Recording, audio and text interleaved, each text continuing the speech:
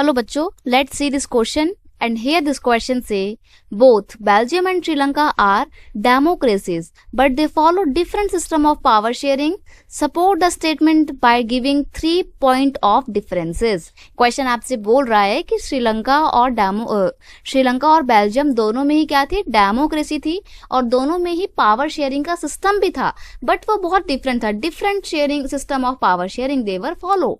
तो आपको यहाँ पर इस स्टेटमेंट को सपोर्ट करते हुए अपना आंसर बताना है कि किस तरीके से दोनों कंट्री डेमोक्रेटिक होने के बावजूद एक अलग अलग पावर शेयरिंग का सिस्टम रखती थी.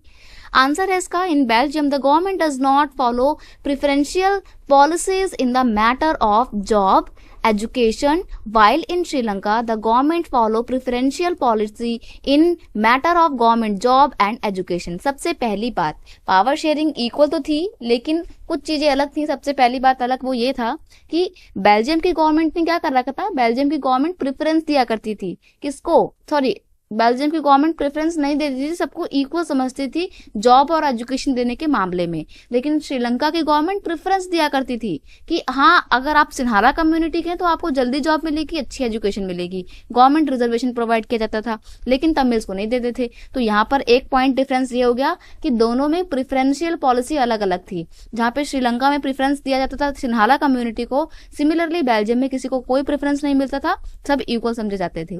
नेक्स्ट है, both Belgium and Sri Lanka follow different system of power sharing. Sri Lanka और बेल्जियम दोनों ही पावर शेयरिंग का एक अलग अलग सिस्टम फॉलो करते हैं. In Belgium power share among all community equally.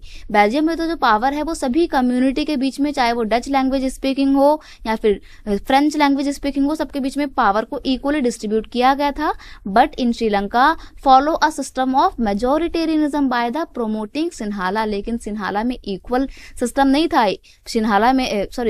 Sri Lanka में इक्वालिटी को प्रमोट नहीं किया जा रहा था, बल्कि वहां पे तो जो मेजोरिटेरियन रूल को स्टैब्लिश किया गया था और सिन्हाला कम्युनिटी के लोगों को प्रमोट किया जाता था, उनको ज्यादा प्रेफरेंस दी जाती थी. Belgium's power sharing system establish peace. और एक डिफरेंस ये है कि जिस तरीके का पावर शेयरिंग सिस्टम बेल्जियम ने अडॉप्ट किया, उसके बाद कंट्री में पीस आती है, मतलब शांति वहां पे स्टैब्लिश होती है और प्रॉस्पेरिटी आती है. वहीं श्रीलंका का पावर शेयरिंग सिस्टम बड़ा ही अलग था. और क्या ही पावर शेयरिंग था, वहां पे मेजोरिटी रूल स्टैब्लिश कर दिया गया था. सारा का सारा अधिकार किसको था, सिर्फ सिन्हाला लोगों को था. तो ऐसे में श्रीलंका के मेजोरिटेरियन रूल ने क्या करा, it caused the civil war, गृह युद्ध का इसने रूप ले लिया और आगे जाके श्रीलंका को बहुत सारे नुकसान पहुंचाए. तो यहाँ पर हमने देखा कि पावर शेयरिंग सिस्टम दोनों का अलग अलग था. हालांकि दोनों कंट्री डेमोक्रेटिक थी, लेकिन दोनों का जो एक रिजल्ट रहता है वो बहुत अलग अलग होता है. I hope you understand it well. Best of luck.